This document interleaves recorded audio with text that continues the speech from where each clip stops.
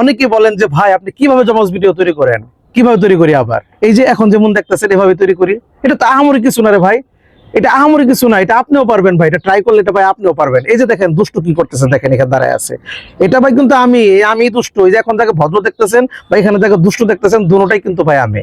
এই ভিডিওগুলো ভাই আপনিও তৈরি করতে পারবেন, এটা আহামরি ভাই কিছুই না। এগুলো তৈরি করা আহামরি কিছুই না, আমি আবারও বলতেছি আহামরি কিছুই না। আপনারা একটু কষ্ট করতে হবে এবং আপনার টাইমিংটা মিলাইতে হবে। এখানে সবচেয়ে বড় ব্যাপারটা হচ্ছে টাইমিং মিলানো।